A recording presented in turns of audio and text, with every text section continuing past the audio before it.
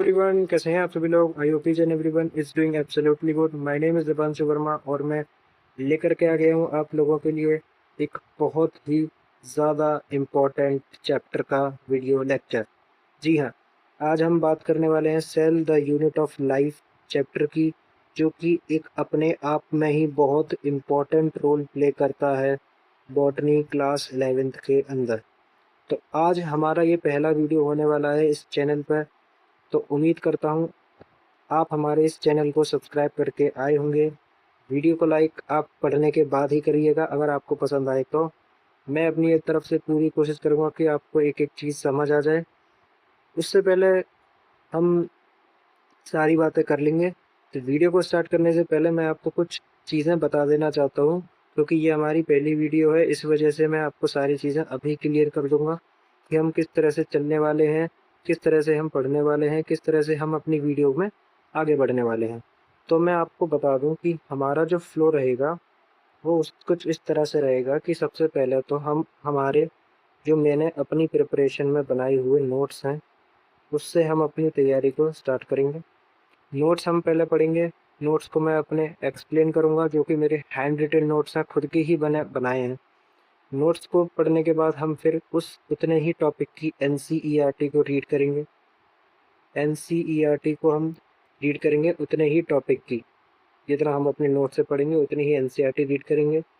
उसके बाद हम जब लेक्चर को एंड कर रहे होंगे तो हम जब लास्ट में फुल रिकैप ले लेंगे अपने नोट्स से, जिससे हमारा इसी वीडियो के साथ में 2 बार रिवीजन तो हो ही जाएगा। तो यही कुछ फ्लो रहेगा हमारे इस पूरे के पूरे सीरीज़ का, पूरे के पूरे चैप्टर का। तो चलिए दोस्तों, बिना किसी देरी के स्टार्ट करते हैं हम अपनी क्लास को।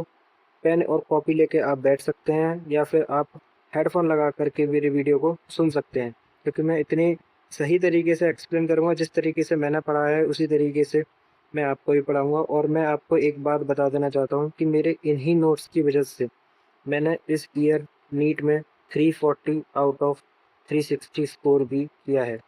केवल इन्हीं नोट्स की वजह से मैंने किया है। तो मैं भी आपको रिकमेंडेड करूँगा कि आप इन्हीं नोट्स को रीड कर लो। आप खुद के बनाना चाहो खुद के ही बना सकते हो, इसको पढ़ना चाहो इसको भी पढ़ सकते हो। मैं इसकी पीडीएफ भी आपको प्रोवाइड करवाऊँगा जब ये हमारा चैप्टर पूरा ख़त्म हो जाएगा। तो चलिए दोस्तों, हम स्टार्ट करते हैं बिना किसी देर किए हुए, क्योंकि आपका टाइम प्रीमियम है। तो लेट्स गो। तो आज हम क्या पढ़ने वाले हैं? आज हम पढ़ेंगे, आज का गोल है हमारा बायोलॉजी के बारे में। अगर आपको बायोलॉजी के बारे में भी नहीं पता है तो आज हम बायोलॉजी के बारे में भी जानेंगे कि बायोलॉजी होती क्या चीज़ है, बायोलॉजी के शब्द का क्या मतलब होता है। इन सारी चीज़ों के बारे में जानेंगे हम। और हम सेल के बारे में भी जानेंगे कि सेल क्या चीज़ है। आपने इसके बारे में बहुत सुना होगा, छोटी क्लासेस में सुना होगा, अभी भी सुना होगा, 7th में 8th में। ये चैप्टर मैं बता तो रहा हूँ, ये चैप्टर हर जगह आता है। ये चैप्टर आपको हर जगह देखने को मिलेगा। उसके बाद हम डिस्कवरी ऑफ सेल की बात करेंगे। फिर हम आखिरी में सेल थ्योरी की बात करेंगे। आज का टारगेट हमारा सेल थ्योरी तक ही है, बाकी चीज़ हम नेक्स्ट लेक्चर में पढ़ेंगे। क्योंकि मेरा मानना ये है कि हम अगर थोड़ा थोड़ा पढ़ते हैं तो हमारे जो ब्रेन है वो उतनी चीज़ों को ज़्यादा अच्छी तरीके से याद कर पाता है। रैदर देन हम इकट्ठा पढ़ते हैं तो इकट्ठा ज़्यादा देर तक याद तो नहीं रहेगा, लेकिन थोड़ा बहुत पढ़ना चाहिए। तो चलिए दोस्तों, स्टार्ट करते हैं। तो ये है मेरे कुछ नोट्स हैं, मैंने अपने हाथों से बनाए हैं। इसी से मैं आपको पूरा पूरा एक्सप्लेन करूँगा एक एक चीज़। तो दोस्तों, सबसे पहले आप मेरी बातों को ध्यान से सुनिएगा, क्योंकि मैं स्क्रीन पर थोड़ा कम ही लिखूंगा। मैं बोलूँगा अच्छी तरह से। मैं जो होगा मेरे वर्ड्स को आप ध्यान से सुनिएगा बस, और लिखते जाइएगा अपनी कॉपी में। तो दोस्तों, सबसे पहले हमारा जो वर्ड है वो आता है बायोलॉजी। कि बायोलॉजी क्या होता है, बायोलॉजी का वर्ड से क्या मतलब समझते हो आप? तो सिंपल मैं कहूँगा कि आप इस शब्द को ही एक बार तोड़ लो आप। इस शब्द में आपके 2 वर्ड हैं। पहला वर्ड है बायो। बायो से आप क्या समझते हो? बायो बायो मतलब होता है कि कोई भी जो लिविंग थिंग्स है, लिविंग थिंग्स के लिए ही हम बायोलॉजी का वर्ड यूज होता है। बायो मतलब ही लिविंग है। आप कहीं भी लिविंग वर्ड सुन लें तो आप उसको बायो बायो बोल सकते हैं, क्योंकि बायो का मतलब ही लिविंग होता है। और लॉजी, लॉजी का मतलब होता है स्टडी। लॉजी का मतलब होता है स्टडी। तो लिविंग थिंग्स की स्टडी करने को ही हम बायोलॉजी कहते हैं। सिंपल वर्ड का मतलब है ये। ठीक है, आई होप आपको समझ आ गया होगा। बायोलॉजी का मतलब ही होता है लिविंग थिंग्स। लिविंग थिंग्स मतलब कि लाइफ भी कह सकते हो आप। लिविंग थिंग्स को लाइफ से कंपेयर कर लो। लाइफ की स्टडी करना, लिविंग थिंग्स की स्टडी करना, इन चीज़ों की स्टडी करने को ही हम पूरी बायोलॉजी कहते हैं। आई होप समझ आ गया होगा। तो पहली डेफिनेशन तो आप ये कह सकते हैं कि biology is the study of living organisms, जिस तरह से मैंने ऊपर बताया, और living processes occurring in them. अब लिविंग ऑर्गेनिज्म का मतलब तो हम सभी जानते हैं ना, जिंदा लोग, जिंदा व्यक्ति। जो ऑर्गेनिज्म लिविंग है, जो ऑर्गेनिज्म सांस ले पा रहा है, जो ऑर्गेनिज्म चल पा रहा है, जो ऑर्गेनिज्म देख पा रहा है, जो ऑर्गेनिज्म बोल पा रहा है, तो उसी को हम लिविंग ऑर्गेनिज्म कहते हैं।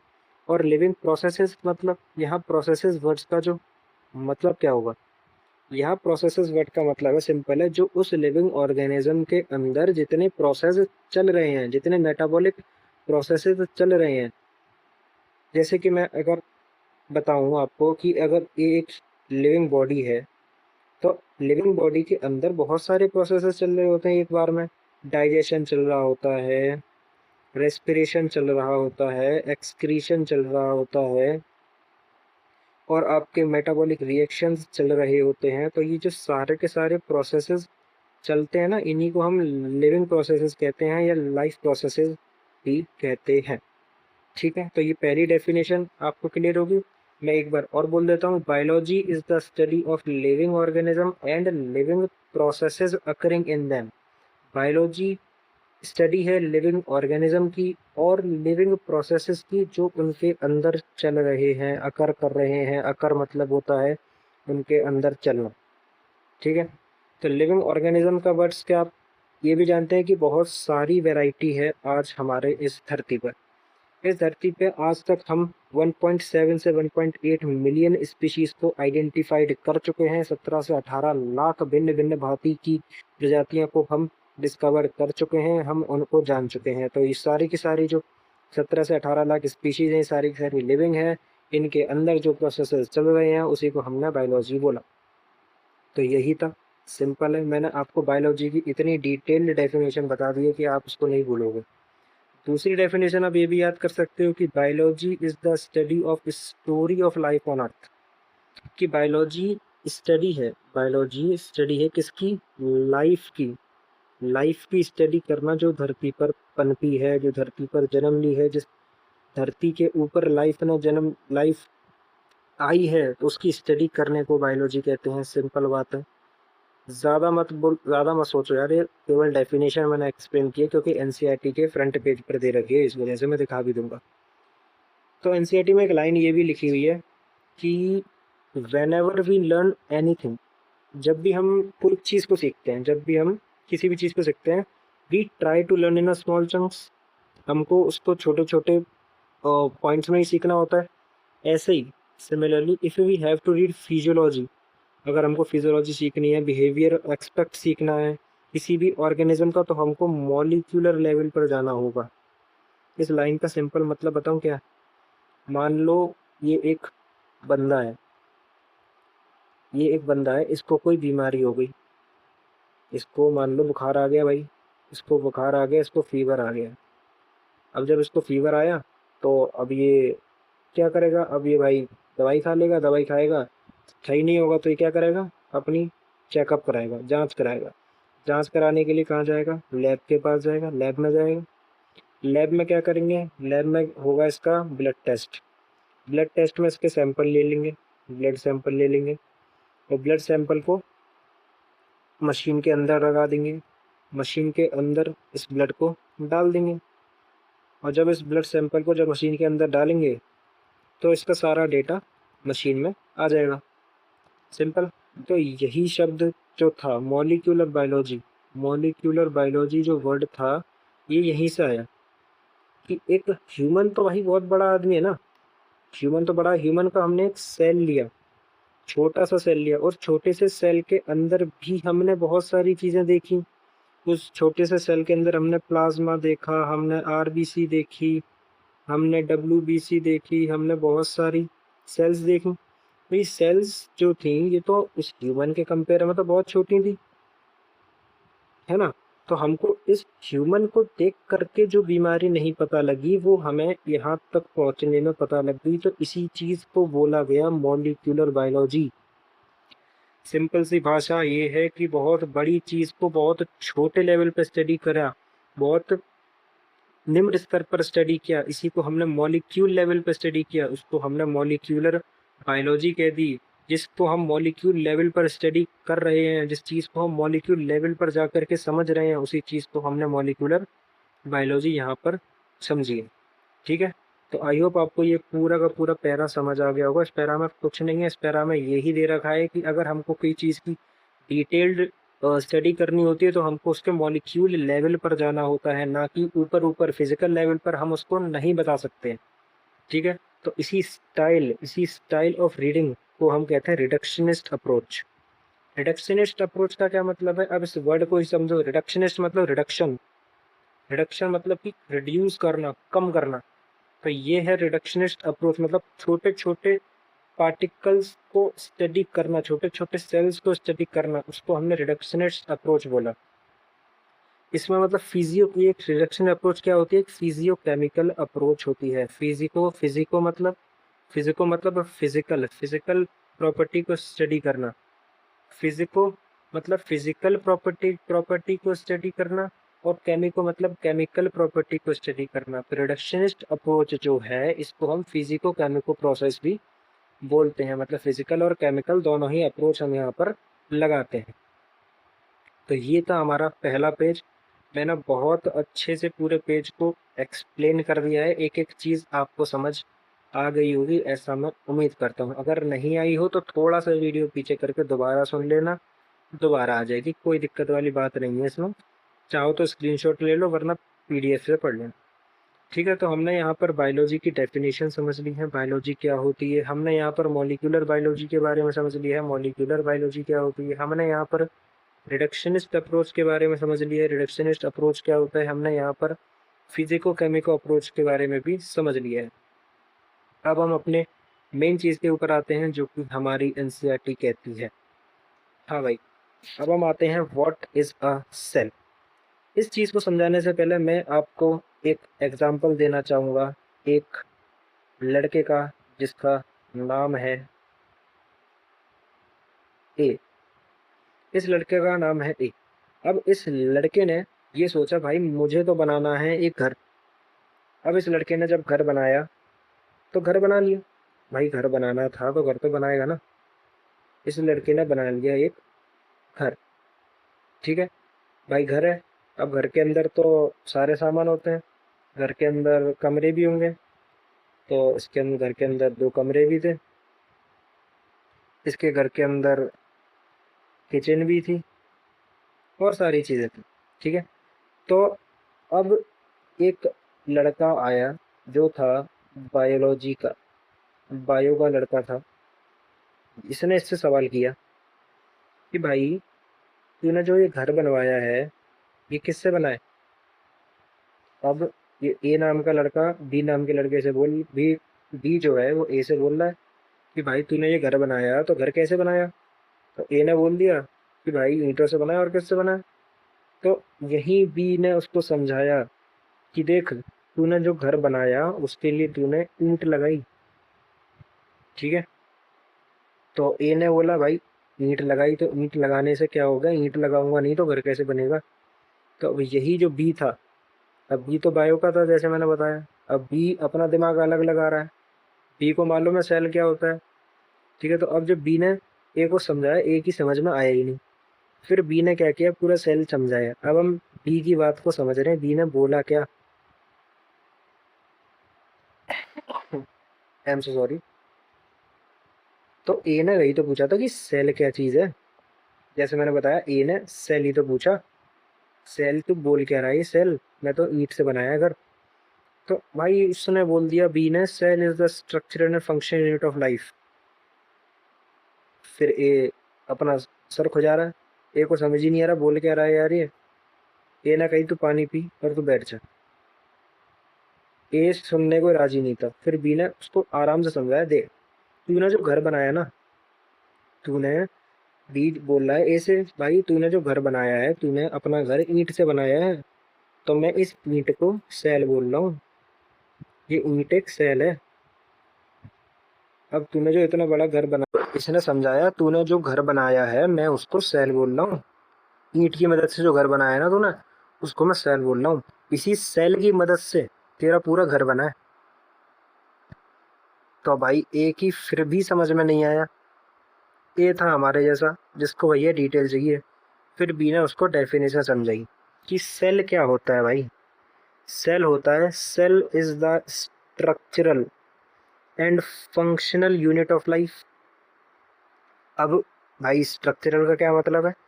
स्ट्रक्चरल का मतलब है कि it make the structure of organism. ये पूरे ऑर्गेनिज्म का स्ट्रक्चर सेल से मिलकर के बना है। जैसे ए का जो घर है वो तुम्हारा ईंट से मिलकर के बना है, वैसे ही हमारी जो बॉडी है, हमारी जो ह्यूमन की बॉडी है वो एक सेल से मिल मिलकर बहुत सारे सेल मिला मिलाकर हमारे पूरे शरीर को मिलकर के बनाया है। सॉरी। इसी तरह से एक सेल पूरी बॉडी को मिलकर के बनाता है, इसलिए हमने इसको स्ट्रक्चरल बोला। एंड फंक्शनल, इस फंक्शनल क्यों बोला भाई? इसको फंक्शनल हमने इसीलिए बोला, जैसे मैंने स्टार्टिंग में बताया था कि मेटाबॉलिक एक्टिविटीज हमारी बॉडी के अंदर चलती हैं, वो एक सेल के अंदर ही तो चलती हैं। जैसे इस घर में मैंने बोला था कि किचन है, उस किचन के अंदर खाना बन रहा है, तो वो उस घर के अंदर ही तो बन रहा है, घर के बाहर थोड़ी ना बन रहा है। तो इसी को मैंने जब घर का एग्जांपल दिया, घर एक सेल था, घर के अंदर किचन है, वो एक मेटाबॉलिक प्रोसेसेस हैं, सेल के अंदर ही चलते हैं, सेल के बाहर नहीं चलते हैं। सेल के बाहर चलते हैं लेकिन मैंने बताया सेल के अंदर ही हो रहे होते हैं वो सारे के प्रोसेस, ठीक है। एक्स्ट्रा सेलुलर, इंटर सेलुलर, वो सब बात की बात हम करेंगे बाद में।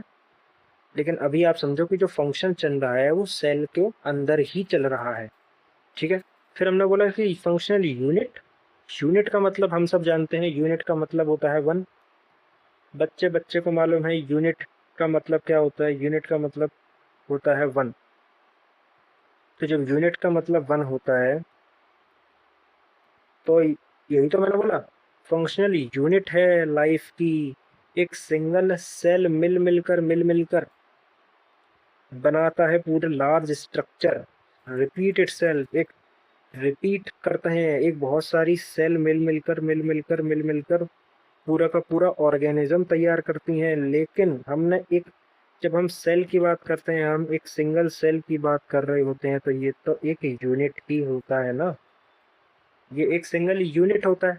तो सेल को हमने इसीलिए बोला सेल इज द स्ट्रक्चरल। क्यों स्ट्रक्चरल? क्योंकि ये हमारी बॉडी का स्ट्रक्चर बना रहा है। एंड फंक्शनल, क्यों बोला फंक्शनल? क्योंकि इसके अंदर बहुत सारे मेटाबॉलिक प्रोसेस चल रहे हैं, बहुत सारे फंक्शन चल रहे हैं, इसलिए हमने इसको फंक्शनल बोला। यूनिट क्यों बोला? क्योंकि ये मिल मिलकर पूरा शरीर बना रहा है। और लाइफ क्यों बोला भाई? लाइफ इसलिए हमने बोला क्योंकि एक जो लिविंग थिंग्स होता है उसके पास एक सेल होना कंपलसरी होता ही होता है। अगर उसके पास सेल नहीं है, सॉरी, अगर उसके पास सेल नहीं है तो वो एक लिविंग थिंग कहलाने के लायक नहीं है। आपने नाम सुना होगा वायरसेस का, जो कि ए सेलुलर ऑर्गेनिजम्स होते हैं। वायरसेस नॉन लिविंग होते हैं, वायरसेस लिविंग नहीं होते हैं, वायरस बाहर नॉन लिविंग ही होते हैं, इसलिए हमने वायरस को लिविंग ऑर्गेनिज्म में रखा ही नहीं है। इसी तरह से हम जानते हैं anything less than a complete cell is not a living. कोई भी ऑर्गेनिज्म अगर उसके पास एक सेल नहीं होगा ना, तो हम उसको लिविंग कहेंगे ही नहीं, हम उसको नॉन लिविंग कंसिडर करेंगे। इसलिए लिविंग थिंग्स की सबसे पहली मेन मैंडेटरी कंडीशन ये है, अगर कोई लिविंग है तो उसके पास एक सेल होना जब अनिवार्य है, एक सेल होना अनिवार्य है। अगर उसके पास सेल नहीं होगा तो हम उसको लिविंग थिंग्स कह ही नहीं सकते, ठीक है। तो सेल की डेफिनेशन आपको सबको क्लियर हो गई होगी कि cell is the structural and functional unit of life. Okay, आगे बढ़ते हैं। ये मैंने डायग्राम बना रखा है, आप यहाँ से समझ सकते हैं। ये एक छोटा सा सेल मिलाकर के पूरा का पूरा ऑर्गेनिज्म बना रहा है, जिसमें ट्रिलियंस ऑफ सेल लगे हुए हैं, trillions of cells. 200 different type of cell हमारे ह्यूमन बॉडी के अंदर पाए जा रहे हैं। 200 भिन्न भिन्न भांति के, भिन्न भिन्न प्रकार के सेल्स हमारे अंदर पाए जा रहे हैं तुम्हारे बॉडी के अंदर, ठीक है। फिर हम आगे एक नोट देख लेते हैं कि cellular organization is a defining feature of all living organism. इसको दोस्तों अभी इग्नोर कर देना, डिफाइनिंग फीचर और कैरेक्टरिस्टिक फीचर क्या होते हैं, हम living things the living world में पढ़ेंगे। बता तो सकता हूँ लेकिन मैं अभी नहीं बताऊंगा, इसको लिविंग वर्ल्ड में पढ़ेंगे। ऊपर ऊपर से बता देता हूँ कि डिफाइनिंग फीचर वो होते हैं जो कंपलसरी एक लिविंग ऑर्गेनिज्म के अंदर पाए जाते हैं। ठीक है, तो सेलुलर ऑर्गेनाइजेशन एक डिफाइनिंग फीचर है ह्यूमंस का। फिर हम बात करते हैं माइक्रोस्कोपी के बारे में, कि माइक्रोस्कोपी जो थी वो हमारी 1950 के टाइम पे एडवांस हो गई। 1950s आते आते जो इलेक्ट्रॉन माइक्रोस्कोपी थी वो एडवांस हो गई। उसकी मदद से क्या हुआ, अब जब इलेक्ट्रॉन माइक्रोस्कोपी एडवांस हुई तो ये तो हमारे लिए एक बेनिफिट पॉइंट मिल गया कि हम उस सेल के स्ट्रक्चर को अच्छी तरह से समझ सकते हैं, अच्छी तरह से देख सकते हैं। ठीक है भाई, हम सब जानते हैं एक सेल होता है वो बहुत ही छोटा होता है साइज में। इसको देखने के लिए हम नेकेड आई से तो देख ही नहीं सकते इसको। इसको देखने के लिए हमको चाहिए एक माइक्रोस्कोप। हमको चाहिए एक माइक्रोस्कोप अगर हमको एक सेल को विजुलाइज करना है, और ऐसा वैसा माइक्रोस्कोप भी नहीं चाहिए। हमको चाहिए इलेक्ट्रॉन माइक्रोस्कोप। इलेक्ट्रॉन वाला माइक्रोस्कोप चाहिए जो कि इलेक्ट्रॉन बीम में यूज होता है, इलेक्ट्रॉन बीम उसके अंदर यूज की जाती हैं। वो वाला माइक्रोस्कोप चाहिए, वो ही एक सेल को अच्छी तरह से देख पाएगा, वो ही एक सेल को अच्छी तरह से एनालाइज कर पाएगा। इसीलिए 1950s में इलेक्ट्रॉन माइक्रोस्कोपी एडवांस हुई। इसीलिए हम उस टाइम पर, आपने देखा होगा कि डिस्कवरीज उसी टाइम के आसपास हुई हैं। बहुत सारी डिस्कवरीज, राइबोसोम की डिस्कवरीज, जो सेल ऑर्गेनेलीज हैं उसकी डिस्कवरीज 1950s के अराउंड इसीलिए हुई। क्यों? क्योंकि 1950s में इलेक्ट्रॉन माइक्रोस्कोपी की डिस्कवरी हो चुकी थी। जिस तरह से हमने राइबोसोम को डिस्कवर किया जो कि एक सेल ऑर्गेनेली है जिसके बारे में हम पढ़ेंगे, हमने एंडोप्लाज्मिक रेटिकुलम को डिस्कवर किया, हमने सेल मेम्ब्रेन को डिस्कवर किया, हमने इसी की मदद से तो देखा उन्हें। इसकी मदद से तो हमने उसको अंदर से देखा कि सेल के अंदर भाई ये सारी चीज़ें भी पाई जा रही हैं। हमको नेकेड आई से थोड़ी ना दिख रहा था बाहर से। भाई, आप अपना जब हाथ देखते हो आपको क्या एक सेल दिखाई देता है? नहीं दिखाई देता ना। तो इसी तरह से हमको एक सिंगल सेल को देखने के लिए हमको एक इलेक्ट्रॉन माइक्रोस्कोप का यूज़ करना पड़ा था, जो कि 1950s के अराउंड एडवांसमेंट आ गई थी। मतलब उस टाइम प्रचलन बढ़ गया था इलेक्ट्रॉन माइक्रोस्कोप का। ठीक है, तो इलेक्ट्रॉन माइक्रोस्कोप की मदद से, सिंपल भाषा में ये समझो, इलेक्ट्रॉन माइक्रोस्कोप की मदद से हमें ये फ़ायदा मिल गया था कि हम उससे एक सेल के अंदर सारी ऑर्गेनेलीज को, हम एक सेल के अंदर सारे के सारे जो फंक्शन चल रहे हैं हम उसको देख सकते हैं, हम उसको विजुलाइज कर सकते हैं, हम उसको सीख सकते हैं। ठीक है, तो ये वाला आई होप आपको पूरा का पूरा समझ आ गया होगा कि एक सेल होता क्या है, इस सेल में क्या क्या चल रहा होता है। जितना मैंने इसमें लिखा है उतना तो आपको समझ आ ही गया होगा। नहीं समझ आया है तो भाई देख लेना यार, पीछे कर लेना थोड़ा। ठीक है, क्योंकि मेरा मेन फोकस पूरा समझाने पे है, एक्सप्लेनेशन मैं पूरी दे रहा हूँ। ठीक है, आगे बढ़ते हैं। अब बात करेंगे डिस्कवरी ऑफ सेल की। ठीक है, तो आपने देखा होगा कि हमने अपना 2 पॉइंट कवर कर लिए हैं और हमने कम टाइम में इजी एक्सप्लेनेशन लिया है, जितना जल्दी आप सीख सकते हैं। बायोलॉजी हमने देखा, व्हाट इज़ बायोलॉजी हमने कवर कर लिया है, हमने सेल कवर कर लिया है। अब हम कवर करेंगे डिस्कवरी ऑफ सेल। इस सेल की डिस्कवरी क्या किसने की, क्या क्या साइंटिस्ट आए थे जिन्होंने सेल को डिस्कवर किया, उन सारी चीज़ों के हम बारे में बात करेंगे। सबसे पहला नाम आपने सुना होगा रॉबर्ट हुक का। जी हाँ, रॉबर्ट हुक। 1665 के टाइम पर इनको पता नहीं क्या लगा, इन्होंने एक पेड़ लिया। इसकी इनकी डिस्कवरी में बहुत आसान भाषा में बताता हूँ। इनको ये जा रहे थे एक पार्क में, पार्क में जाते जाते इनको एक पेड़ दिखाई दे गया। उस पेड़ का जो तना था वो थोड़ा उखड़ रहा था। अब भाई हम हर किसी में तो होती है भाई। इन्होंने भी क्या किया कि चलते चलते उस पेड़ का तना उखाड़ दिया और जिम में डाल के ले आए अपने लैब में। जब लैब में लेकर के आए तो ये इनने स्लाइड के ऊपर रखा पेड़ का तना। पेड़ का तना जैसे ही इन्होंने रखा, इन्होंने माइक्रोस्कोप लगाया, इनको दिख गए कॉर्क सेल। कॉर्क सेल दिख गए इनको। इनको दिख गए कॉर्क सेल जो कि थे डेड। डेड सेल्स थे, वो मरे हुए थे।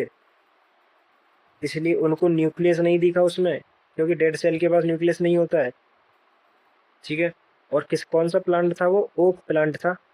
तो इनको जो स्ट्रक्चर दिखा वो कुछ इस तरह से स्ट्रक्चर दिखा। जिस स्ट्रक्चर का इन्होंने नाम दिया हनी कॉम्ब, मधुमक्खी के छत्ते जैसा, मधुमक्खी के छत्ते जैसा इन्होंने स्ट्रक्चर देखा जिसको कॉर्क सेल था। लेकिन अब इम्पोर्टेंट बात ये, सबसे पहले रॉबर्ट हुक ने ही सेल को देखा, लेकिन इनने लिविंग सेल को थोड़ी ना देखा। अगर सवाल बनता भाई सबसे पहले लिविंग सेल को किसने देखा, तो रॉबर्ट हुक का नाम थोड़ी ना लिख के आ जाओगे तुम। रॉबर्ट हुक ने तो डेड सेल को देखा था, जो कि एक डेड सेल था। ठीक है, ये सेल वॉल देखी इन्होंने, एम्प्टी कंपार्टमेंट थे, अंदर खाली जगह थी जिसको इन्होंने सेल्यूला बोला। सेल्यूला एम्प्टी कंपार्टमेंट, ये जो कंपार्टमेंट आपको दिख रही है ना, एम्प्टी खाली वाली कंपार्टमेंट, इसको इन्होंने सेल्यूला वर्ड दिया था, इसका नाम इन्होंने सेल्यूला रखा है। ठीक है, तो इसके बारे में इन्होंने डिस्कस किया अपनी बुक में, जिस बुक का नाम है माइक्रोग्राफिया। माइक्रोग्राफिया, माइक्रो मतलब स्मॉल, यार फिर से बता दूं। ठीक है, तो रॉबर्ट हुक ने सबसे पहले सेल देखा था, और लिविंग सेल नहीं देखा था भाई, लिविंग सेल तो अगले साइंटिस्ट ने देखा था। रॉबर्ट हुक के बारे में हमने बता दी। रॉबर्ट हुक के भाई पार्क से एक वो ले आए थे तना, और उसे देखा उन्होंने, डेड सेल को डिस्कवर कर दिया। एंटन वन लीवेनहुक आ गए इनके कुछ सालों बाद। उन्होंने तो सबसे पहले लिविंग सेल डिस्क्राइब किया, जिंदा सेल डिस्क्राइब किया भाई। उन्होंने डेड सेल डिस्क्राइब नहीं कर दिया, उन्होंने लिविंग सेल को डिस्क्राइब किया। उन्होंने मोटाइल सेल्स देखे, प्रोटोजोआ जैसे बैक्टीरिया के सेल देखे। मोटाइल सेल्स, मोटाइल मतलब मूविंग सेल्स, मूव करने वाले। एंटोन एंटोन साइंटिस्ट ने इसको बोला एनिमोलिक्यूल्स। एनिमोलिक्यूल्स का क्या मतलब होता है भाई? Animalcules, animal like molecules, animal like molecule, animal like molecules.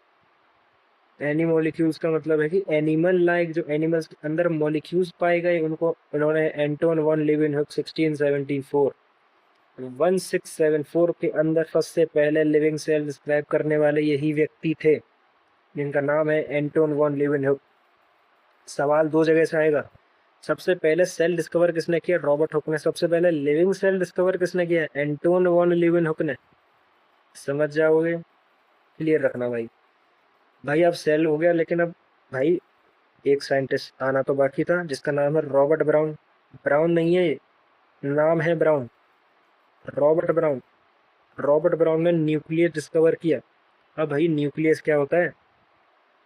अरे भाई न्यूक्लियस सिंपल सा समझो, न्यूक्लियस एक आदमी है, एक आदमी है, वो चल रहा है, दौड़ रहा है, खेल रहा है, खा रहा है, जा रहा है, तो उसको कंट्रोल कौन कर रहा है? इसको कंट्रोल उसका दिमाग तो कर रहा है। उसका अगर दिमाग ही निकाल दूंगा तो वो खड़ा भी नहीं हो पाएगा। ठीक है, तो इसी तरह से जो सेल के अंदर, जो सेल को चलाता है, सेल को डाइजेशन करवाता है, सेल से एक्सक्रीशन करवाता है, वो कौन करवाता है? वो न्यूक्लियस करवाता है। क्यों? क्योंकि जो न्यूक्लियस होता है वो ब्रेन ऑफ द सेल होता है, वो एक सेल का ब्रेन होता है, वही उस सेल को चला रहा होता है। तो न्यूक्लियस की खोज किसने की थी?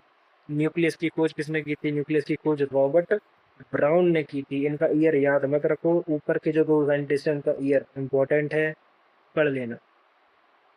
ठीक है, तो ये तीन साइंटिस्ट जो थे मेन थे, बाकी और दो साइंटिस्ट आएंगे जिनकी हम नेक्स्ट स्लाइड में बात करेंगे।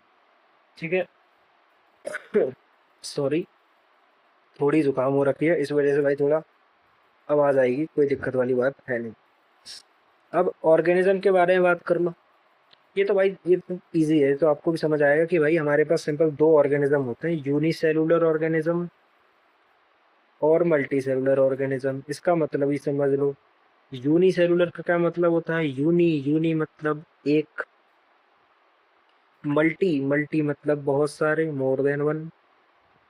ठीक है, तो यूनिसेलुलर मतलब एक सेल से बने ऑर्गेनिज्म, एक ऐसे ऑर्गेनिज्म जिसके पास केवल वन सेल है, केवल एक सेल पे जी रहे हैं वो। और मल्टी सेलुलर मतलब बहुत सारे सेल हैं, हम पर बहुत सारे सेल हैं, हम मल्टी सेलुलर हैं, हम यूनिसेलुलर नहीं है। तो कोई अपने आप को ये मत बोल देना सेल का नाम सुन के कि मैं भैया यूनिसेलुलर हूँ, पढ़ा देगा वो। ठीक है ना, एग्जाम में लिख के मत आ जाना यूनिसेलुलर। मल्टी सेलुलर ऑर्गेनिज्म हो तुम। Organism contain one cell, unicellular. Organism contain more than one cell is called multi cellular organism. अब यूनिसेलुलर में कौन है? बैक्टीरिया है, ब्लू ग्रीन एल्गी हैं, इसके बारे में हम पढ़ेंगे प्लांट किंगडम में। ये एक एल्गी नाम यहाँ पे क्यों पढ़ा गया है? प्रोटिस्टा है, यूनिसेलुलर है, ईस्ट है, क्लामाइडोमोनास है। इन सारे के सारे एग्जाम्पल्स से मत घबराना, पढ़ेंगे सब आगे पढ़ेंगे, कोई दिक्कत वाली बात नहीं है, सबको अच्छी तरह से देखेंगे। मल्टी सेलुलर में फंगस है, फंगस भैया इस शब्द को तो जानते ही होगे, फंगस लग गई, दाद खाद खुजली जो होती है ना, ये फंगस ही होती है जो शरीर में हो जाती है खुजली। पाउडर आते हैं ना कैंड, वो इसी के लिए आते हैं। मोस्ट फंगस मल्टी सेलुलर होते हैं, लेकिन भाई यहाँ पर झोल है, यहाँ पर ध्यान रखना है, एक नहीं है, ईस्ट तो यूनिसेलुलर है, ईस्ट मल्टी सेलुलर में बोल मत देना। ये एक फंगस है, लेकिन ये एक यूनिसेलुलर ऑर्गेनिज्म है, मल्टी सेलुलर नहीं है। ये यहाँ पर अच्छा पॉइंट बन जाएगा, सवाल बन जाएगा, देख लेना। फिर most of the plants multicellular होते हैं, लेकिन क्लामाइडोमोनास को छोड़ करके, chlamydomonas is also unicellular, plant kingdom में बताऊंगा। क्लामाइडोमोनास एक यूनिसेलुलर है, लेकिन वो प्लांट है। तो 2 पॉइंट मैंने यहाँ पे बताए, फंगस आर मल्टी सेलुलर, लेकिन ईस्ट नहीं है भाई, ईस्ट एक फंगस है लेकिन ये यूनिसेलुलर है। प्लांट्स आर मल्टी सेलुलर, लेकिन क्लामाइडोमोनास भी एक प्लांट है, लेकिन ये मल्टी सेलुलर नहीं है, यूनिसेलुलर है। तो ये बात याद रखना। और सारे के सारे एनिमल्स, ये बात याद रखना, ऑल सारे एनिमल्स मल्टी सेलुलर है, सारे मतलब सारे एनिमल्स मल्टी सेलुलर होते ही होते हैं। कोई एनिमल कैटेगरी के अंदर है और वो अपने आप को यूनिसेलुलर बता रहा है तो वो एनिमल है ही नहीं। आज की नज़र में सारे के सारे एनिमल्स मल्टी सेलुलर हैं, ये लिख चुकी है, ये याद कर लेना, all animals are multi cellular. जहाँ पर स्टेटमेंट देखना वहाँ पर यस करके आ जाना, कोई नंबर नहीं कटेंगे। अभी के हिसाब से भाई, एनसीईआरटी के हिसाब से बता रहा हूँ, उसमें तो डेटा में नहीं। यूनिसेलुलर की एक खास बात और है भाई, जिस तरह से लोगों की खास बात होती है वैसे ही यूनिसेलुलर की एक खास बात और है भाई, कि ये इंडिपेंडेंट एग्जिस्ट कर सकते हैं। ये नहीं है कि भाई अकेला मैदान में खड़ा है तो किसी के सहारा चाहिए, ऐसी बात नहीं है। ये अकेला खड़ा है तो अकेला ही जिंदा रह लेगा, इसको किसी की ज़रूरत नहीं है, इंडिपेंडेंट है, इसको इंडिपेंडेंस बहुत पहले ही मिल गई है, ठीक है ना। तो यूनिसेलुलर ऑर्गेनिज्म याद कर लेना कि यूनिसेलुलर बेशक हूँ लेकिन अकेला खड़ा हो सकता हूँ। यूनिसेलुलर ऑर्गेनिज्म भी अकेले जिंदा रह सकते हैं, सारे के सारे काम कर सकते हैं अपनी ज़िंदगी से लेकर के, सारे के सारे इसेंशियल फंक्शन कर सकते हैं, ये केवल एक सेल में कर सकते हैं। एक एग्जांपल दे दो, एक एग्जांपल याद आ रहा है क्या भाई? मैं बता दूं, याद आ रहा है, सोचो सोचो।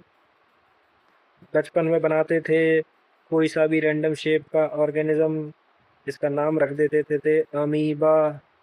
तो amoeba is the example of unicellular organism, और ये इंडिपेंडेंटली एग्जिस्ट करता था। तो मैं ध्यान है यहाँ पर कोई खाने का वाला इसका वो आ जाता था, वो खाने का आइटम आता था तो ये खींच लेता था अपनी तरफ, तो ये अकेला ही तो कर रहा था ये सब। तो ये इसको एग्जांपल है, ये भी याद कर लेना। Amoeba is also unicellular organism. Unicellular multi cellular में तुम्हें समझ आ गया होगा कि यूनिसेलुलर मतलब सिंगल सेल, मल्टी सेलुलर मतलब मल्टीपल सेल। तो डिस्कवरी ऑफ सेल हमने देख ही लिया। रॉबर्ट हुक के बारे में जाना, जो कि गार्डन में जा रहे थे, रॉबर्ट हुक के बारे में जाना, रॉबर्ट ब्राउन के बारे में जाना, सेलुलर यूनिसेलुलर मल्टी सेलुलर के बारे में जाना, सारे के सारे एग्जाम्पल मैंने सब कुछ क्लियर कर दिए हैं। और बाकी जो एग्जाम्पल अभी समझ नहीं आ रहा है दोस्तों, तो वो अगले लेक्चर में कभी ना कभी तो तुम्हें आ ही जाएगा, टेंशन बिल्कुल मत लेना। मेरे को भी नहीं आते थे स्टार्टिंग में ये, कि भाई प्रोटिस्टा, ब्लू ग्रीन एल्गी, ये सब आ जाएगा, कोई दिक्कत नहीं, बहुत ईजी है। Last point and last page पे हम आ गए, जिसके बारे में हम बात करेंगे सेल थ्योरी के बारे में, ठीक है। तो अब हम एक थ्योरी पढ़ने वाले हैं जिसका नाम है सेल थ्योरी। सेल के बारे में जाना, ठीक है, डिस्कवरी के बारे में जाना, ठीक है, अब थ्योरी के बारे में भी तो जान लो कि भाई अब यहाँ पर आए दो महान आदमी, एक का नाम है स्केलेटन, एक का नाम है स्कॉन। स्केलेटन साहब थे जर्मन के, बोटेनिस्ट थे। बोटेनिस्ट कौन होते हैं? जो प्लांट के बारे में पढ़ते हैं। स्कॉन साहब जर्मन के थे, जूलॉजिस्ट थे, वो जूलॉजी के बारे में पढ़ते थे, वो एनिमल्स के बारे में पढ़ते थे, ठीक है। तो स्केलेटन कहाँ के थे? वो एक जर्मन बोटेनिस्ट थे। स्केलेटन बीएससी से याद कर लो, बीएससी। स्केलेटन कहाँ से थे? बोटेनिस्ट थे। एस सी जेड जूलॉजिस्ट थे। स्कॉन जो थे वो तुम्हारे जूलॉजिस्ट थे। एक याद कर लो BSc, वहाँ से तुम स्पॉन से याद कर लेना जूलॉजिस्ट। इसकी ट्रिक भी मैं भी बता देता हूँ। स्पॉन वर्ड सुना है? स्पॉन वर्ड तुमने एक्सॉन पढ़ा है? एक्सॉन, तुमने एक्सॉन अगर पढ़ा हो तो एक्सॉन में जो तुम्हारी माइलिन शीट होती है, माइलिन शीट, वो स्पॉन सेल्स ही तो बनाते हैं। और जो स्कॉन सेल्स हम न्यूरॉन कहाँ पढ़ते हैं? जूलॉजी के अंदर पढ़ते हैं। जूलॉजी के अंदर जब न्यूरॉन पढ़ते हैं तो स्कॉन सा आपका वर्ड जब आएगा तो जूलॉजी से कंपेयर कर लोगे, बिल्कुल कर लोगे, कोई दिक्कत वाली बात नहीं है। स्क्लेडन कहाँ के थे? BSc से याद कर लो। स्क्लेडन थे तुम्हारे बोटानिस्ट, स्पॉन थे जूलॉजिस्ट। तो स्क्लेडन साहब ने क्या किया, सबसे पहले ऑब्जर्व की डिफरेंट डिफरेंट प्लांट, भिन्न भिन्न भांति के प्लांट देखे, अलग अलग वैरायटी के प्लांट देखे, और बोल दिया, क्या बोल दिया कि डिफरेंट प्लांट जो हैं, अलग अलग प्रकार के जो प्लांट हैं, वो अलग अलग टाइप के सेल से मिलकर के बने हैं। और जो अलग अलग टाइप के सेल्स हैं वही तो अलग अलग टाइप के टिश्यू बना रहे हैं। अरे भाई सिंपल देखो, अगर एक प्लांट है, एक प्लांट है और इस प्लांट के अंदर बहुत भिन्न भिन्न भांति के सेल हैं, ठीक है, ये तुम्हारे गुलाबी सेल्स हैं, तुम्हारे कुछ रेड सेल, वो ब्लू सेल्स होंगे, मैं आपको यहाँ पर डिफ्रेंशिएट करके दिखा देता हूँ। हाँ, यहाँ पर कुछ सेल्स अलग हैं, कुछ सेल्स अलग हैं, कुछ सेल्स और अलग हैं। ठीक है, तो अब ये जो डिफरेंट डिफरेंट टाइप के सेल्स हैं, ये डिफरेंट है, ये डिफरेंट है, ये डिफरेंट है, तो डिफरेंट डिफरेंट टाइप के सेल्स मिलकर के ही तो पूरी प्लांट बॉडी बना रहे हैं। ये पूरा एक प्लांट का पत्ता है, इस प्लांट के पत्ते पे बहुत सारे सेल हैं। अब ये जो प्लांट का पत्ता है, इस पे बहुत सारे सेल हैं। अब ये जो डिफरेंट डिफरेंट टाइप के सेल्स हैं, ये डिफरेंट डिफरेंट टाइप के सेल्स मिल करके ही तो डिफरेंट डिफरेंट टाइप के टिश्यू बना रहे हैं। तो टिश्यू क्या होता है? Group of cells. Group of cells को ही तो क्या बोलते हैं? टिश्यू बोलते हैं। तो यही तो इस लाइन में मैंने लिखा था कि जो different plant are made up of different type of cells and makes different type of tissue. ये ऑब्जर्व किया स्किलेडन ने। स्पॉन ने क्या ऑब्जर्व किया? स्पॉन ने ऑब्जर्व करा एनिमल सेल को। क्यों? क्योंकि जो स्पॉन थे वो एक जूलॉजिस्ट थे और उन्होंने ऑब्जर्व किया एक थिन लेयर एनिमल सेल को, उनको ऑब्जर्व कर रहे थे और उनको एकदम से एक पतली सी लेयर दिख गई। तो भाई उनको जब पतली सी लेयर दिखी तो उन्होंने उस पर ज़्यादा गौर कर दिया। ज़्यादा गौर किया तो उनको मालूम पड़ा वो लेयर है एक सेल मेम्ब्रेन, एक सेल की मेम्ब्रेन है। उन्होंने देखा एक सेल को और ऊपर से भाई हल्की सी हल्की हल्की हल्की एक लेयर दिख गई, एक ऐसी लेयर दिख गई सेल के ऊपर थी। उस लेयर को उन्होंने नाम दे दिया सेल मेम्ब्रेन। ये जो मेम्ब्रेन थी इसको उन्होंने सेल की मेम्ब्रेन बोल दिया। क्यों? क्योंकि सेल के ऊपर है, सेल के ऊपर है, इसलिए सेल की मेम्ब्रेन बोल दिया। स्टोन साहब ने ये एक चीज ऑब्जर्व कर ली जो कि काफी बढ़िया भी थी, जिसके बारे में आज हम जानते हैं कि सेल मेम्ब्रेन होती है, वो इन्होंने ही ऑब्जर्व करा। ठीक है, तो उन्होंने सिंपल एनिमल सेल को देखा, उनके ऊपर एक थिन लेयर थी, उसको देखा और बोल दिया कि इनके ऊपर जो लेयर है उसका नाम है सेल मेम्ब्रेन। तो लेकिन अब ये यहाँ रुकने वाले नहीं थे। इन्होंने कहा भाई स्कॉन्स, तुम स्क्लिडन, तुमसे कुछ नहीं हो पाएगा, मैं भी आऊँगा बीच में। ये प्लांट को भी आ गए। कौन साहब ज़्यादा उसमें थे, जो उसमें एनिमल पे तो करूँगा ही करूँगा लेकिन प्लांट पे भी करूँगा। तो वो प्लांट पे भी आ गए। उन्होंने देखा कि भाई लेयर तो एनिमल में भी दिखी है, क्या हो सकता है कि प्लांट में दिखी हो। लेकिन जब वो प्लांट में रिसर्च करने चले गए, अब भाई उनका दिमाग खराब हुआ। क्यों? क्योंकि उनको एक और लेयर दिख गई, उनको लेयर और एक और दिख गई। उस लेयर का नाम इन्होंने रख दिया सेल वॉल। भाई इन्होंने जब एनिमल सेल देखा उस पर तो एक लेयर थी, ठीक है। अब इनको डाउट हो गया तो ये प्लांट पे भी चले गए, और जब ये प्लांट पे गए भाई ये तो पागल हो गए। क्यों? क्योंकि इनको सेल मेम्ब्रेन तो दिखी लेकिन इनको एक सेल वॉल और दिख गई। तो इन्होंने तो अपना सर पकड़ लिया कि भाई सेल वॉल एनिमल में क्यों नहीं है, ये कहाँ से आ गई। तो अब इसी चीज के पीछे इन्होंने, दोनों ने मिल करके क्या दी, सेल थ्योरी दे दी। सेल थ्योरी में क्या था? सेल थ्योरी में था तुम्हारे कि सारे के सारे ऑर्गेनिज्म सेल से मिलकर के बने हैं और प्रोडक्ट ऑफ सेल से मिलकर के बने हैं। ये इन दोनों ने फॉर्मुलेट कर दी थी। लेकिन जब अगर पर्टिकुलर कौन का पूछे तो ये पॉइंट्स लिख देना जो मैंने बताया, क्योंकि कहानी के रूप में बताया भाई, सिंपल सा है। और स्क्लेडन का पूछे तो ये लिख देना। लेकिन अब एक हाइपोथेसिस और दी थी। हाइपोथेसिस मतलब होता है अनुमान, ठीक है।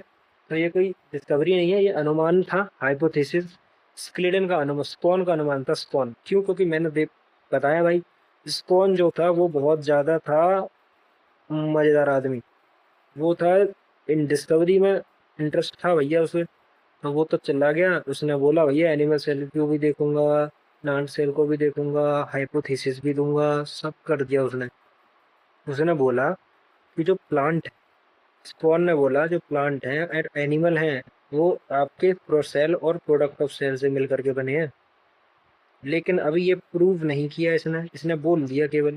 तो बोलने से भैया हम मानते थोड़ी ना। ठीक है, जैसे मैंने अब ये पॉइंट लिखा है, देखो मैंने बोला ना वायरस इसके पास खुद का सेल नहीं होता कोई। Virus do not have own cell. Virus की भी एक खासियत है भाई। वायरस की खासियत ये है कि ये जो रहता है ये हमारे बॉडी के अंदर ही जिंदा रहता है। बाहर तो नॉन लिविंग है, बाहर हमारा ये कुछ बाल बाका नहीं कर सकता। लेकिन अगर ये बॉडी के अंदर आता है तो आप सभी को मालूम है, बाल बाका तो छोड़ो, हमें ही बाका कर देता है, जुकाम कर देता है, सारी की सारी पूरी तबीयत खराब कर देता है, एक वायरस हिला देता है। ठीक है, तो यही थी। स्क्लेडन और स्कॉन दोनों ने दे दी भाई, all cell made up of cells and product of cell. अब कुछ ड्रॉबैक थे कि भाई सेल थ्योरी के कुछ ड्रॉबैक भी थे। सेल थ्योरी ने ये नहीं बताया कि भैया नए सेल कहाँ से आ रहे हैं, पुराने तो चले गए लेकिन नए सेल आ कहाँ से रहे हैं, तो ये इन्होंने नहीं बताई। इसे बताने आ गए एक महाशय जिनका नाम है रोडोल्फ वर्को।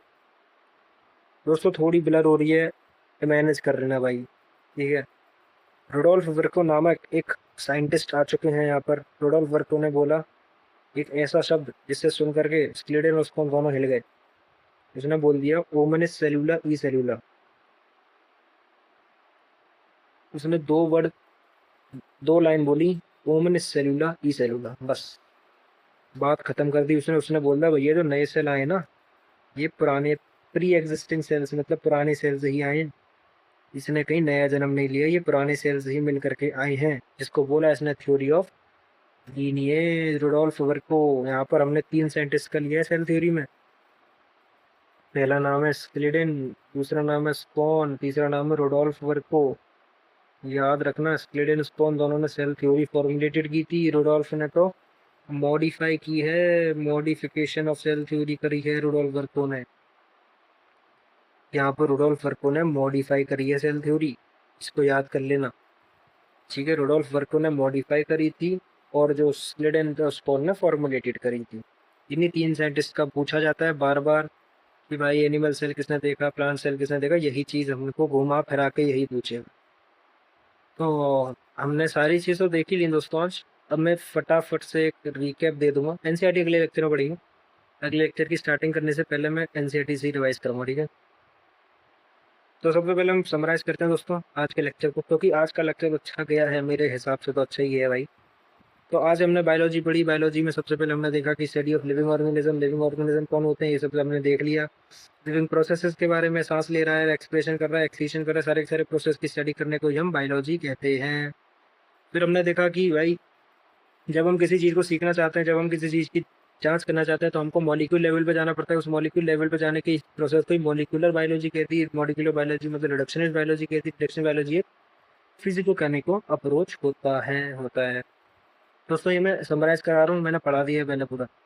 फिर हमने सेल के बारे में देखा, सेल क्या होता है, structure and function of life है। स्ट्रक्चर कैसे मतलब बॉडी बना रहा है, फंक्शन कैसे मतलब जो सारे के सारे फंक्शन हो रहे हैं हमारी बॉडी के अंदर हो रहे हैं। यूनिट कैसे, यूनिट मतलब हमारी रिपीट हो के खुद खुद रिपीट हो के पूरा स्ट्रक्चर बना रहा है। और लाइफ कैसे, लाइफ हमने देखा कि बिना किसी सेल के तो लाइफ एग्जिस्ट करती ही नहीं है। ठीक है, फिर हमने इलेक्ट्रो माइक्रोस्कोपी के भी बारे में जिक्र किया था। इलेक्ट्रो माइक्रोस्कोपी हमारे किस में फायदेमंद आई थी, सेल को देखने में, सेल की स्टडी करने में इलेक्ट्रो माइक्रोस्कोपी का बहुत ज़्यादा इंपॉर्टेंट रोल रहा था। फिर हमने डिस्कवरी देखी रॉबर्ट हुक जो कि गार्डन में घूम रहे थे, एंड फिर हमने लिविंग हुक ने लिविंग सेल देखा, रॉबर्ट हुक ने डेड सेल देखा, रॉबर्ट ब्राउन ने न्यूक्लियस की खोज कर दी। फिर हमने देखा यूनिसेलुलर ऑर्गेनिज्म क्या होते हैं, मल्टीसेलुलर ऑर्गेनिज्म क्या होते हैं, हमने इसके कुछ एग्जांपल्स देखे थे। फिर हमने एसेंशियल फंक्शन जो थे, यूनिसेलुलर अपने एसेंशियल फंक्शन खुद भी कर सकते हैं, वो किसी पर डिपेंड नहीं है। खुद यूनिसेलुलर का मतलब ये नहीं है कि वो अपने कोई फंक्शन कर नहीं सकता, तो ये सारे के सारे फंक्शन खुद भी कर सकते हैं। मल्टीसेलुलर का मतलब सिंपल होता है, मल्टीसेलुलर मतलब बहुत सारे सेल से मिलकर के जो ऑर्गेनिज्म बने हैं उनको बोलते हैं मल्टीसेलुलर ऑर्गेनिज्म। सारे किसी की बात याद रखना, सारे एनिमल्स जो होते हैं वो तुम्हारे मल्टीसेलुलर एनिमल्स होते हैं। फिर हमने सेल थ्योरी के बारे में बात की, स्क्लेटन साहब के बारे में बात की, स्कोन साहब के बारे में बात की। स्कोन साहब ने प्लांट को भी देखा, एनिमल्स को भी देखा, और एक थिन लेयर को डिस्कवर कर दिया जो कि एनिमल सेल में प्लांट प्लाज्मा मेम्ब्रेन बोली गई, और प्लांट में इन्होंने सेल मेम्ब्रेन के साथ साथ एक ऐसी लेयर देख ली जिसके ये ढूंढ गए थे, उनका नाम था सेल वॉल। यही सेल थ्योरी थी। फिर उसके बाद स्कोन साहब ने हाइपोथेसिस दे दी थी। उसके बाद तुम्हारा उन्होंने फॉर्मुलेट कर दी कि सारे के सारे ऑर्गेनिज्म सेल और सेल के प्रोडक्ट से मिलकर के बने हैं। फिर उसके बाद सेल थ्योरी ने ये नहीं बताया था कि ओरिजिन कहाँ से है। उसके बाद एक महाशय आ गए थे, इसका नाम था रुडोल्फ वर्को। रुडोल्फ वर्को ने मॉडिफाई कर दी थी और बोल देते कि ओमिनिस सेलुला ई सेलुला, मतलब new cell arises from pre existing cell. तो दोस्तों ये थी पूरा का पूरा भाई आज का मामला, जहाँ हम देख चुके हैं, हम सेल डिस्कवरी ऑफ सेल हम पढ़ चुके हैं, और हम सेल थ्योरी को भी समझ चुके हैं। तो ये था भाई आज का कुछ वीडियो। चलो भाई ख़त्म करते हैं आज। एनसीईआरटी बच रही है भाई, एनसीईआरटी नेक्स्ट में पढ़ लेंगे यार, सॉरी अभी थोड़ा गला ख़राब है। एनसीईआरटी नेक्स्ट लेक्चर जब मैं स्टार्ट करूँगा उससे पहले मैं करवा दूंगा लेक्चर नंबर 2 से हम कंटिन्यूस को एनसीईआरटी को करेंगे, ठीक है। तो ये था दोस्तों, आई होप आपको सारी चीज़ें समझ आई हो। मज़ा मज़ा तो आ गया भाई, सारा चीज़ समझा के स्टोरी लाइन में समझाया है तुम्हें, और जैसा मैं पढ़ता हूँ वैसे ही पढ़ाया भाई। मैं भी इसी तरह से अपने नोट्स रिवाइज करता था, सारी चीज़ें पढ़ता था, तुमको भी इसी तरह से बताया है। थोड़ा टाइम रुक जाओ, फ्रीक्वेंसी बैठ जाएगी, धीरे धीरे धीरे धीरे हम बढ़ते रहेंगे आगे और चीज़ों को पढ़ते रहेंगे। तो आई होप आपको आज का लेक्चर पसंद आया हो। लेक्चर पसंद आया हो तो इस चैनल को सब्सक्राइब कर लो यार, इस चैनल को सब्सक्राइब करके रख लो, हमारे साथ जुड़ जाओ। आज से ही हम चालू कर दिया है। इंस्टा पे नहीं हो, इंस्टा पे जुड़ जाना, स्कैनर लगा दिया है, स्कैन करके जुड़ जाओ भाई। आज भाई से जुड़ो, सबसे जुड़ो, ठीक है भाई। थोड़ा बोलने का अंदाज ऐसा ही रहेगा, मस्त है, टेंशन फ्री लेके पढ़ो, बिना किसी स्ट्रेस के चिल रह के पढ़ना। नोट्स की टेंशन मत लेना, नोट्स मिल जाएंगे, पीडीएफ मिल जाएगी, शॉर्ट नोट्स मिल जाएंगे, एनसीईआरटी की रीडिंग मिल जाएगी यार, किसी भी प्रकार की टेंशन मत लेना। तो उम्मीद करता हूँ आपको चीज़ समझ आ गई होगी, जितनी भी आज पढ़ी है एक बार देख लेना, नोट्स बना लेना और रिवाइज कर लेना। मिलता हूँ आपसे अगले लेक्चर में, जिसमें हम आगे के टॉपिक के बारे में पढ़ेंगे और समझेंगे। टेक के, Tata, good night. I am so sorry अगर मॉर्निंग में देख रहे हो तो। टाटा, बाय बाय, नमस्कार।